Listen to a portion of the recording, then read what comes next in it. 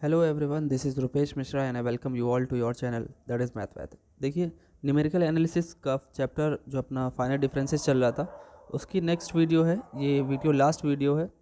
इसमें जो इसके बचे हुए इस चैप्टर के कॉन्सेप्ट 2-3 बचे हैं उन्हें मैं कवर कर देता हूँ और उसके बाद हम लोग नेक्स्ट चैप्टर पढ़ेंगे। साथ ही साथ हम लोगों का कॉम्प्लेक्स एनालिसिस भी चल रहा है जिसमें हम लोग सेकेंड चैप्टर स्टार्ट करने वाले हैं, एनालिटिक फंक्शन। तो आइए देखिए, हम लोग ने फैक्टोरियल पॉलिनोमियल के तो पॉइंट्स पढ़ लिए थे, उसके कैसे उसे ओपन करते हैं सब पढ़ा था हम लोगों ने। अब उसका रेसिप्रोकल पढ़ते हैं। तो रेसिप्रोकल का फॉर्मूला क्या होता है? देखिए, अगर मैंने लिखा कुछ इस तरीके से x और उसकी पावर में जो हम लोग फैक्टोरियल नोटेशन लिखते थे उसमें माइनस लगा दिया मैंने, ठीक है। ये आपके बुक्स में ऐसे भी लिखा हो सकता है, ये बिग ब्रैकेट, ठीक। तो नेगेटिव को जब हम लोग पॉजिटिव में चेंज करते हैं 1 अपॉन, हालांकि रेसिप्रोकल भी हमारा फैक्टोरियल जो है वो फैक्टोरियल में ही चेंज किया जाता है। तो चेंज करने के लिए आपको यहाँ पे क्या करना पड़ता है, एक आपको NH ऐड कर देना होता है जो उसकी पावर में होता है, और वही n हमारा जो ऊपर में नेगेटिव में लिखा है वही यहाँ पे पॉजिटिव में लिख दिया जाता है। आपको पता है इसे जब आप इंक्रीज़ करोगे तो एट लास्ट ये वही बनेगा जा करके, वैसा ही जैसे हम लोग पहले फैक्टोरियल पॉलिनोमियल को ओपन कर रहे थे। बस यहाँ पे थोड़ी सी एक चीज़ और एक्स्ट्रा आएगी कि जब यहाँ पे लिखा होता है x, अगर आपको डायरेक्ट सोचना हो तो आपको सिर्फ इतना सा सोचना है कि, तो देखिए हम लोग इसको ओपन कैसे करेंगे, जैसे हमेशा से ओपन करते हैं फैक्टोरियल पॉलिनोमियल की। अगर आपने लास्ट वीडियो नहीं देखी तो एक बार जाके जरूर देखें, आपको समझ में आ जाए कि इसे कैसे ओपन करते हैं। तो देखिए, जो भी कुछ लिखा होता है इसके अंदर, इस ब्रैकेट के अंदर, उसको हम ऐसे ही लिखे रहने देते हैं, और जो उसकी पावर लिखी है फैक्टोरियल पॉइंट उसमें से एक कम करके उसे हम क्या करते हैं, माइनस कर देते हैं। देखिए यहाँ माइनस लगाएंगे और n-1 ऑफ h, ये एक ब्रैकेट बन गया। दूसरा क्या करेंगे, फिर वही चीज़ लिखे रहने देंगे x प्लस एन एच, और हम n-2 को माइनस करेंगे, यही तो करते थे वहाँ पे।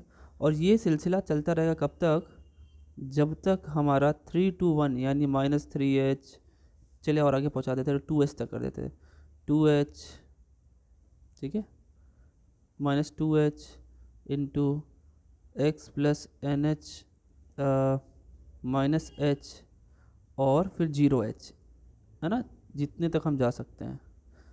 तो अगर आप यहाँ पे देखें तो यहाँ पे NH से NH कट जाएगा, ऐसे ही यहाँ पे भी NH से NH कट जाएगा। तो हमारा क्या बचेगा, पहले वाले ब्रैकेट में x प्लस h बचेगा, दूसरे में x प्लस 2h बचेगा। तो एट लास्ट फॉर्मूला ये बनेगा, आप अगर याद रखना चाहें तो x पावर जो -n है factorial is equal to 1 upon x plus h, x plus 2h, और dot dot dot dot x plus NH। ये हमारा फॉर्मूला बन जाएगा। आई बात समझ में? दोनों फॉर्मूले याद रखने हैं। ये सब इंपॉर्टेंट पॉइंट्स हैं, स्टार पॉइंट्स हैं जो कि MCQ में पूछे जा सकते हैं। बात क्लियर है? इसमें कोई दिक्कत नहीं। अब देखिए, कुछ जो प्रॉपर्टीज़ और भी हैं, जैसे डिफरेंशिएशन इसका कैसे करेंगे, इंटीग्रेशन कैसे करेंगे, वैसे वो तो सबका ही रह गया था जहाँ तक हमको याद है।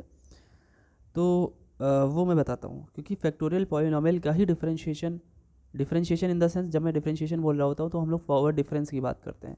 सिंपल डिफरेंशिएशन तो पॉलिनोमियल का भी किया जा सकता है, सिंपल इंटीग्रेशन तो पॉलिनोमियल का भी किया जा सकता है, लेकिन अगर फॉरवर्ड डिफरेंशिएशन और फॉरवर्ड इंटीग्रेशन करना है तो पहले हमको सिंपल पॉलिनोमियल को फैक्टर पॉलिनोमियल में बदलना पड़ेगा, ठीक है। तो यहाँ से कुछ इंपॉर्टेंट पॉइंट्स निकल के आते हैं जो हम लोग को यहाँ पे देख लेने चाहिए। देखिए, जो है वो सारे के सारे दिमाग में रखिएगा, MCQ पॉइंट ऑफ व्यू से भी, और प्रूफ जो हमारे मिड टर्म में आएंगे, वैसे मिड टर्म की बात करें या फिर डिस्क्रिप्टिव की बात करें तो आगे हमको जो मिलेंगे वो सब हमने करा दिए हैं लगभग, ठीक है। काफ़ी सारे वीडियोस बने इस चैप्टर के। देखिए, पहला जो हम आपको बताना चाहेंगे कि डिफ्रेंशिएशन जो हम लोग करते हैं इसी हमारे रेसिप्रोकल पॉलिनोमियल का, तो बिल्कुल वैसे ही समझिए जैसे आप डी वाले यानी डिफ्रेंशिएशन को समझते हैं। पावर आगे आती है, ठीक है, एक सेकेंड,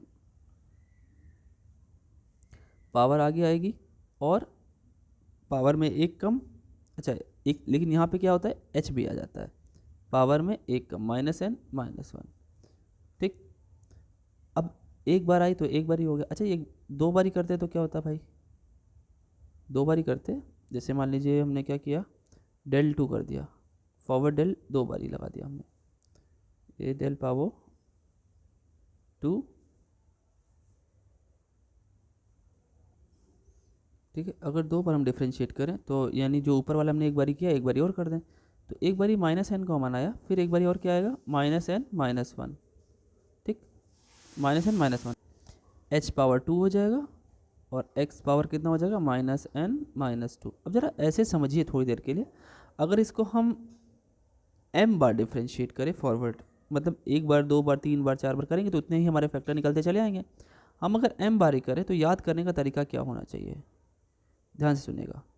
देखिए आपने क्या एक बार डिफ्रेंशिएट, तो आपका यहाँ पे देखें तो -n-0 लिखा है एक तरीके से, इस वाले को अगर देखें, है ना, आप इसको ऐसे समझ के चलें -n-0, ठीक है।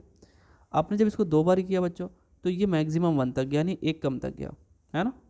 ऐसे m बारी करोगे तो फैक्टर्स कितने आएंगे, लेकिन आप एक चीज़ ध्यान दीजिएगा, 2 लिखा है तो 2 फैक्टर तो जरूर निकले हैं। ये तो 2 है ही, ये भी m है, ये भी हमारा 2 है, वो तो क्लियर है, फैक्टर भी हमारे 2 ही आए, लेकिन यहाँ पे जो ब्रैकेट में चल रहा है वो 1 कम चल रहा है। अब रिलेट करिए थोड़ा देर के लिए, आप m बारी करोगे तो जाहिर सी बात है, पहले तो माइनस आ रहा है, माइनस कितने बार आएगा, सब में माइनस माइनस आ रहा है, इसमें 2 बारी माइनस आएगा कॉमन ले लें अगर, तो इसमें 1 बारी माइनस आ रहा है कॉमन ले लें, तो m बारी करोगे तो m बारी माइनस कॉमन आएगा, -1 पावर m। उसके बाद सब में से आपने n कॉमन ले लिया, माइनस कॉमन ले लिया होगा, तो n+1 n+2 n+2 और उसके बाद dot dot dot dot n+m, क्योंकि बढ़ रहा था और 1 कम, ठीक, और साथ ही साथ मैं नीचे लिख दे रहा हूँ h पावर m x⁻n और -m, ठीक है, ये बात ठीक है। लेकिन ये एक चीज़ यहाँ पे रिलेट करिएगा, जो ये m है बच्चों n से <= होना चाहिए, ठीक है। अच्छा चलिए आगे बढ़ते हैं। अगला पॉइंट है हमारा जनरलाइज्ड फैक्टोरियल फंक्शन। अब ये जनरलाइज्ड का क्या मतलब है, देखिए अभी तक हम लोग जितने भी फंक्शन कर रहे थे वो पॉलिनोमियल फंक्शन थे, अब जनरलाइज्ड में आप सारे फंक्शन का फैक्टोरियल पॉलिनोमियल निकाल सकते हो, सॉरी फैक्टोरियल फंक्शन निकाल सकते हो। तो उन्होंने बस इतना सा हमें सीखना है कि जैसे मान लेते हैं कोई फंक्शन है f(x), ठीक है, और उस पर हमें फैक्टोरियल लगाना है, मान लेते हैं यहाँ पे मैंने फैक्टोरियल लगा दिया, ठीक। तो ये किस तरीके से बिहेव करेगा, जैसे आपका x पावर n करता है वैसे ही आपने एक x बाहर किया था, ठीक है, फिर एक x+h बाहर किया था, सॉरी एक x माइनस h यानी x-1 बाहर किया, फिर f(x-2h), फिर ऐसे करते करते कहाँ तक गए थे, x प्लस ऐसे करते थे ना, f(x-n-1) और h, ऐसे तो बाहर किया था, है ना। यही सीन अगर हम इसमें कर दें, इसके इन्वर्स फंक्शन वाले में, inverse generalise inverse factorial function, ये माइनस लिखा हुआ है यहाँ पे, ये माइनस है, ठीक है।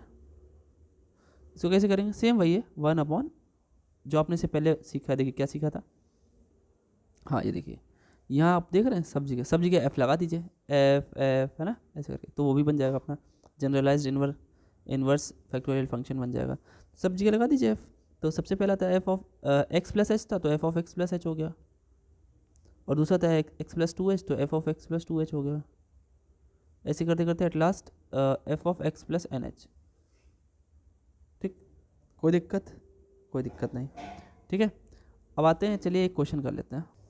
ये क्वेश्चन आपके सामने, find the function whose first difference is this, कह रहे एक ऐसा फंक्शन निकालिए जिसका फर्स्ट डिफरेंस इतना आए, यानी 3x² + 5x + 7 आए, ठीक। तो हमने इसको लेट कर लिया कि वो फंक्शन हमारा f(x) है, तो उस फंक्शन का एक बार डिफरेंशिएशन किया आपने तो ये आ गया।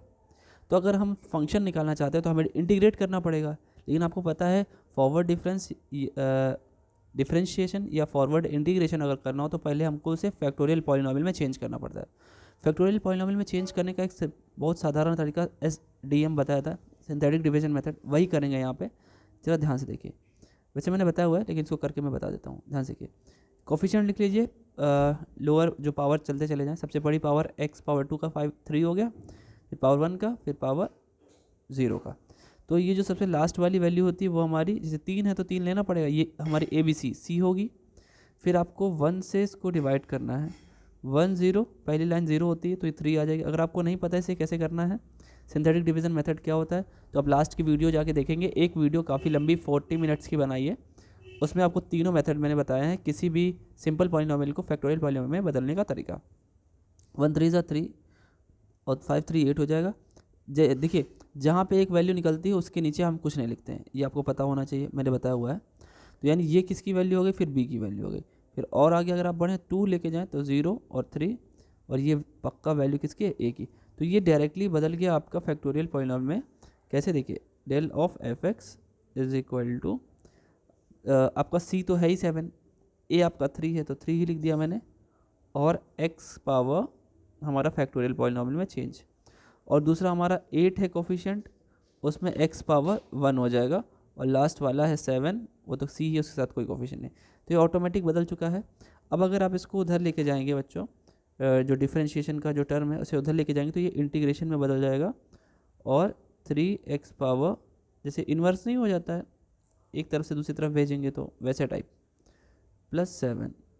ठीक है, अब इसे इंटीग्रेट अगर करें तो क्या होगा, सारे टर्म्स को लिख लीजिए, 3 कॉमन आ गया, और आपने फॉरवर्ड इंटीग्रेशन लगाया, किस पे लगाना है, x पावर -2 पर, सॉरी +2 था ना, सॉरी 2, ठीक है, और +8 कॉमन आया था, आई थिंक 8 था, या forward integration of x power -1, और फिर तो 7 ही था, 7 तो अकेला ही था, ठीक है, 7 के साथ 7 को अगर हम, हाँ ठीक है, 7 को कॉमन लेकर के फिर फॉरवर्ड इंटीग्रेशन लगा दे तो बचेगा क्या, 1 बचेगा, 1 में लगाना है।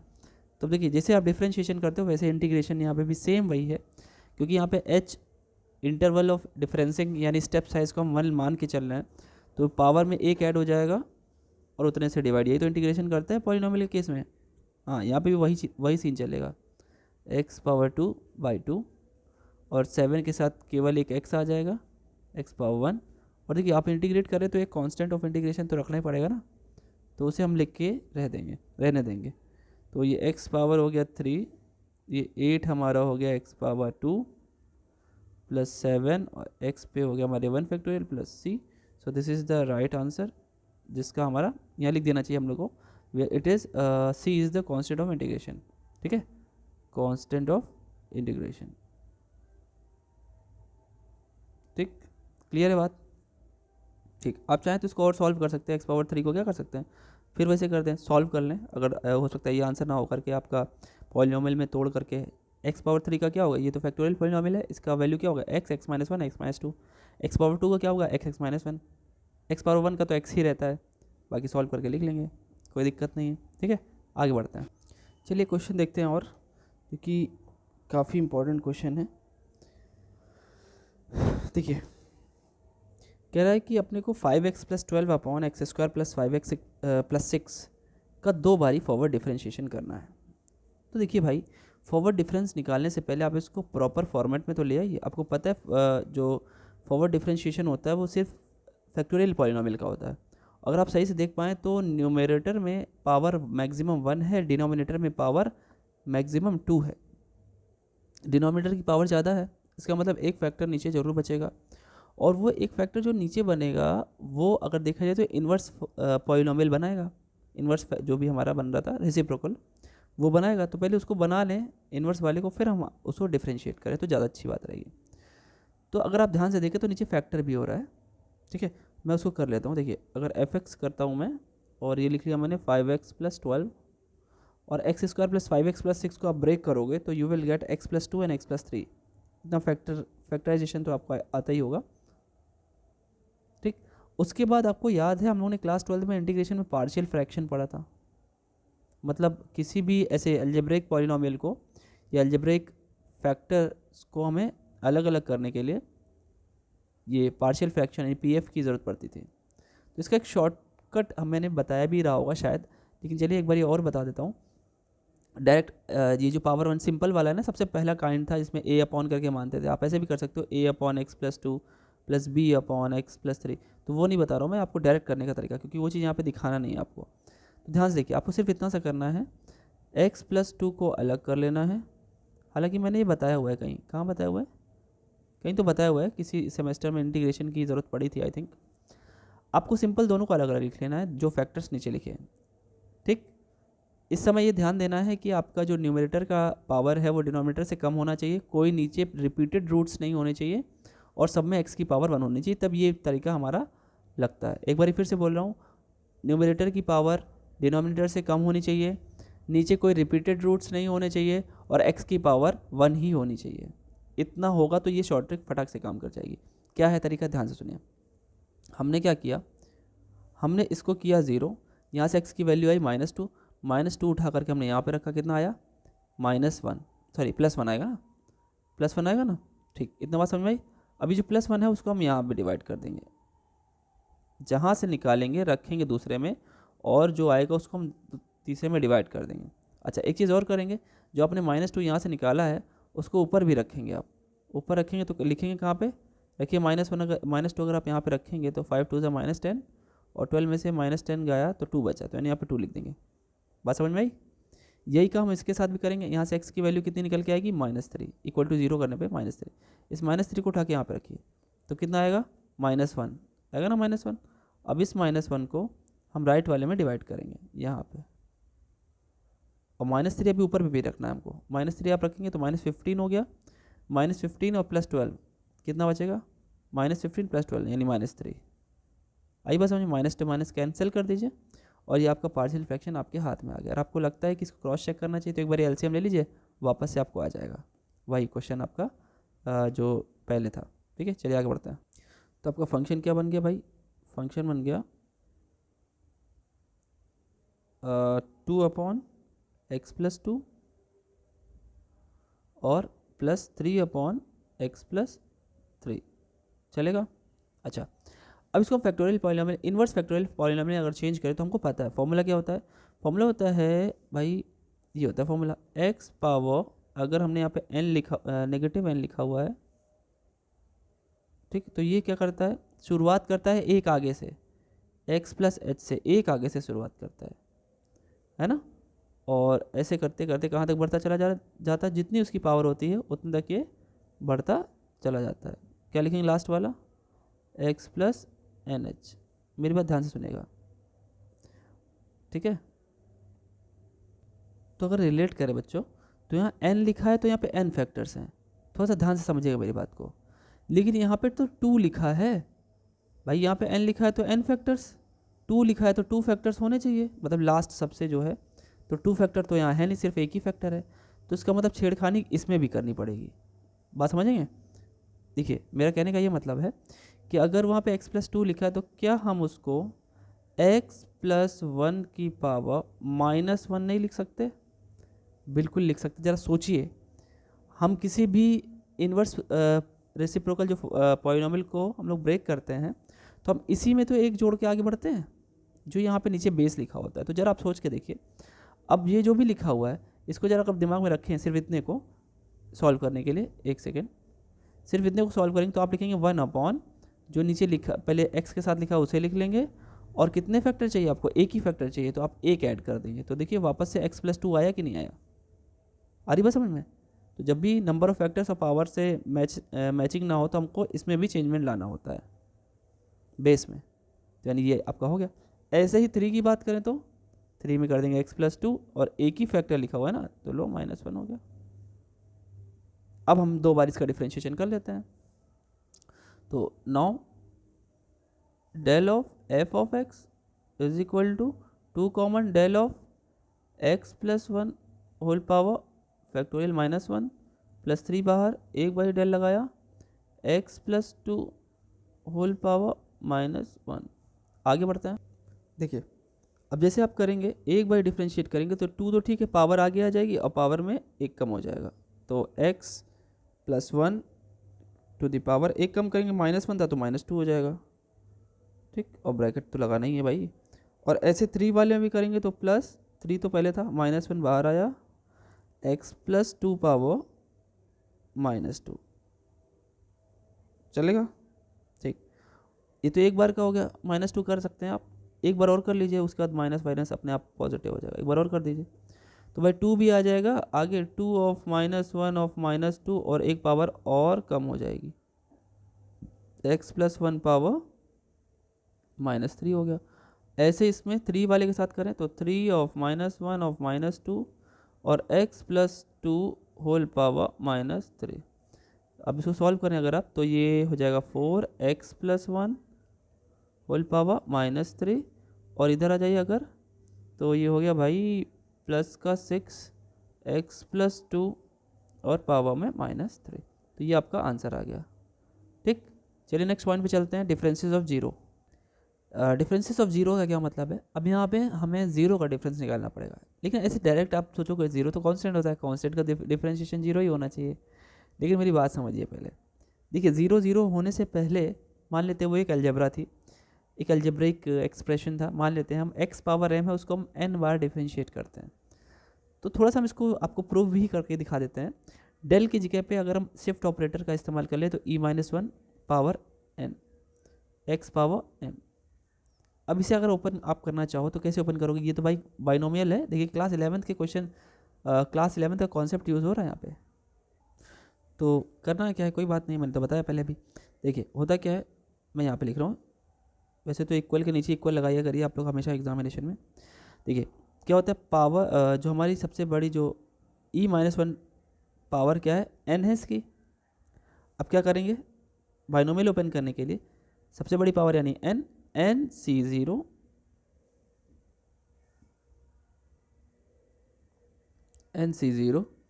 First to the power difference और सेकंड टू द पावर 0, क्योंकि नीचे वाला जो होता है यही चीज़ लिखा जाता है यहाँ पे सेकंड वाले टर्म पे, प्लस n/1 e पावर एक कम यानी n डिफरेंस कर देंगे, n और 1 का डिफरेंस, ये तो बताया मैंने पहले, और -1 पावर 1। ठीक, ऐसे करते करते मैं थोड़ा आगे तक बढ़ा दूँ तो एक समय ऐसा आएगा कि जब हम लोग लिखेंगे n/n e to the power difference करेंगे तो 0 हो जाएगा, और -1 पावर क्या हो जाएगा, n हो जाएगा, है ना।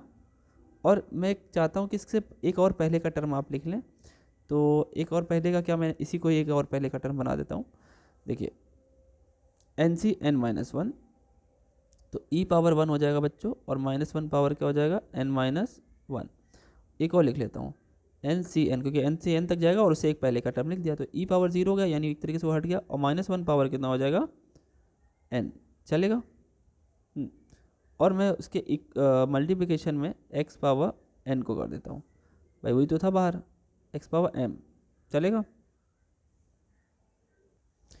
अब क्या करेंगे, हम इसको सब में ऑपरेट कर देंगे। सब में ऑपरेट करेंगे तो होगा क्या बच्चों, देखिए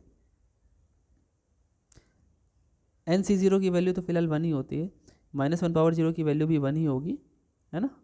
तो हम लोग कलर चेंज करिए पहले, यप, e पावर n को x पावर n के साथ अगर हम करेंगे, ठीक है, पहले लिख ही लेते हैं एक लाइन और, e पावर n हो गया n, आपका यहाँ पे देखिए -1 निकल के आ जाएगा, तो -n/1 e पावर n-1 और प्लस डॉट डॉट डॉट, मैंने दो ही टर्म लिखे ही हैं, n/n-1, है ना। n/n-1 का मतलब भी तो 1 ही होता है, क्योंकि NCR is equal to NCn-R, तो 1 ही हो जाएगा, e पावर 1 है, तो e पावर n के साथ साथ आप इसको लिख लीजिए -1 पावर n-1, और ये अपना e आ गया। एक सेकेंड, ये NCn-1 है तो ये n निकल के आ जाएगा इसमें, इसको सॉल्व करेंगे तो यहाँ पे n लिख देता हूँ, ठीक है। और लास्ट वाला हो गया अपना n/n की वैल्यू हो गई 1, e पावर 0 की वैल्यू 1, और यहाँ पे जाएगा -1 पावर n। ठीक है, इतना समझ में आई बात, x पावर m। अब x पावर m को अंदर ले जाएं हम सब में, तो क्या मिलेगा, डेल्टा पावर n और x power m is equal to e power n x power m minus n/1 e power n-1 x power m plus dot dot dot dot, last के दो टर्म भी लिख लेते हैं, है ना, -1 पावर n-1 इंटू n और into e power 1 और x पावर n, और लास्ट में प्लस का -1 पावर n और x पावर m, इसमें e तो बचा नहीं था। अब मैं करता हूँ यहाँ पे हम वो, क्योंकि बात करनी थी डिफरेंसेस ऑफ जीरो, तो लिखेंगे हम at x is equal to 0, ठीक है, और जैसे आप रखेंगे तो डेल्टा पावर n और 0 पावर m। अब देखिए डिफरेंस ऑफ जीरो हो गया अब, ठीक है, डिफरेंसेस ऑफ जीरो जो हेडिंग थी।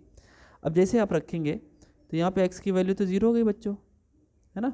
लेकिन अगर वैसे रिलेट करें अगर आप, तो जैसे इसमें ई शिफ्ट ऑपरेटर लगाएंगे तो क्या लिखेंगे, x प्लस n, है ना, NH पावर m हो जाएगा, है कि नहीं। ये किसमें बदल जाएगा, ये तो इसी में बदल जाएगा, तो शिफ्ट ऑपरेटर क्या करता है, NH ऐड कर देता है और पावर वही रहने देता है ना। तो मैं इसको एक बार यहाँ पे लिख दूंगा किनारे कहीं अपने समझने के लिए, आपके समझने के लिए। देखिए आप ऐसे लिखेंगे भाई, ई पावर जो होता है जितना भी पावर लगा होगा, n लगाए मान लेते हैं, और फंक्शन लिखा है अगर, तो that will be equal to f x plus n h, h का मल्टीप्लिकेशन n बार। अब जैसे यहाँ पे रखेंगे आप, तो आपको क्या मिलेगा भाई, सिंपल सी बात है, अभी जो समझाया वही मिलेगा। तो x प्लस 0 करके मिलेगा, यहाँ पे अगर रिलेट करें, अभी बताया मैंने, x plus n h whole power m, और अगर हम h को 1 लेके चल रहे हैं तो हमारा क्या हो जाएगा, x की जगह 0 रखोगे आप और हो जाएगा ये n पावर m। बात समझ में आई, ठीक। माइनस NC1, और यहाँ रिलेट करेंगे तो यहाँ पे रिलेट करें तो n-1 है, तो जाहिर सी बात है अंदर क्या आ जाएगा, n-1 बन जाएगा power m plus dot dot dot.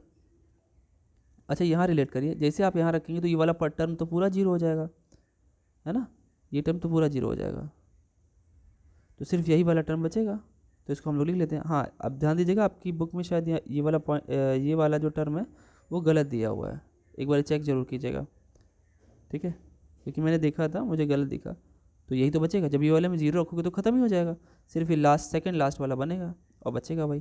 तो ये हमारा जो सामने आपके एक फॉर्मूला बन गया, this is the formula of difference of 0, ठीक है।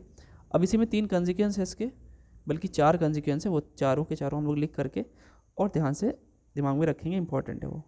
तो देखिए क्या है वो, सबसे पहला जो आपका है उसी फॉर्मूले पे बेस्ड है कि अगर मान लो हमने कहा भाई, हमने m और n को बराबर कर दिया, n इधर भी है और n इधर भी है, दोनों बराबर हैं, तो ऐसा केस मतलब यही तो कह सकते हैं भाई, n bar differentiation of x power n, मतलब हमने क्या किया, उल्टा लिख दिया भाई, x बराबर 0 बाद में रखेंगे, पहले x पावर n का डिफरेंशिएशन n बार करो। तो आपको पता है, जब ये तो हमने सबसे पहले स्टार्टिंग की वीडियो में बताया था कि अगर पॉलिनोमियल की पावर जितनी उतनी बार डिफरेंशिएट करोगे तो n factorial into h power n आता है, तो h की वैल्यू तो मान लो यहाँ पे 1 है, ठीक है। तो अगर इसे हम x इज इक्वल टू 0 पे बात करेंगे तो अब देखिए कोई फ़र्क तो पड़ेगा नहीं, क्योंकि ये तो n है, इसमें x का टर्म ही नहीं था, तो आंसर इसका ये आ गया। दूसरा पॉइंट क्या है इसमें, दूसरा जो डिफरेंस था बच्चों वो ये था, अगर मान लेते हैं हमने कहा भाई यहाँ पे अगर हम के n की वैल्यू m से बड़ी है, मतलब आप समझ पा रहे हो, डिफरेंशिएशन ज़्यादा बार करना है, तो जब ज़्यादा बार डिफरेंशिएशन करना होता है वो तो डायरेक्टली आप कह सकते हो कि 0 ही आएगा, लेकिन हम आपको इस तरीके से बताते हैं, इस तरीके से समझिए, x इज इक्वल टू 0, तो आपको पता है अगर n की वैल्यू m से बड़ी है, जो कि पहले लिखा हुआ है, अगर बड़ी है तो इसकी वैल्यू कितनी आने वाली है, 0। अब 0 की x बराबर 0 पे वैल्यू लोगे तो भी बात वही पड़ेगी, कोई फ़र्क नहीं पड़ेगा, 0 ही आएगा। ये सेकंड पॉइंट हो गया। थर्ड पॉइंट देखिए, थर्ड पॉइंट आपका बहुत ही महत्वपूर्ण रिलेशन है, ठीक है, जिसका नाम है रिकरेंस रिलेशन, ठीक है, रिकरेंस रिलेशन है। ये क्या है, ध्यान से सुनिएगा, 3 चीज़ों में ये रिलेशन है, ठीक है। कौन कौन सी, इसी के 3 वैल्यूज, जैसे मान लेते हैं अगर डेल पावर n है, ठीक है, del power n 0 power m, ठीक, उसके बाद अगर हम बोलें तो del power n 0 power m-1 और del power n-1 0 power m-1, इन तीनों के बीच में तो क्या है रिलेशन, ध्यान से देखिएगा, इंपॉर्टेंट है रिलेशन। देखिए देखिए, अगर हम कहें कि दोनों की पावर, जो सिंपल वाली पावर है बिना एक कम किए, वो इक्वल टू, अगर हम कम करें डेल पे पावर एक कम करें तो उसका n आ जाएगा बाहर, n बाहर पावर में एक कम, और 0 पावर m-1 प्लस जो दूसरा हमने बचाया हुआ लिखा है उसे भी लिख लेते, डेल पावर n, और कैसा चल रहा है आज, del power del power n into 0 power m minus 1, इसको ब्रैकेट में कर दीजिए और ये जो n बाहर है उसे बाहर ही रहने दीजिए। सो ये हमारा बहुत ही इंपॉर्टेंट रिकरेंस रिलेशन है between the differences of 0 power m minus 1, है ना, n बारी और n माइनस 1 बारी। ठीक, अब देखिए इस पॉइंट के बाद आपका ये चैप्टर पूरा ख़त्म होता है। आई थिंक ये 10वीं वीडियो रही होगी, ऑलमोस्ट 10वीं या 9वीं रही होगी, चैप्टर नंबर 1 ख़त्म हुआ।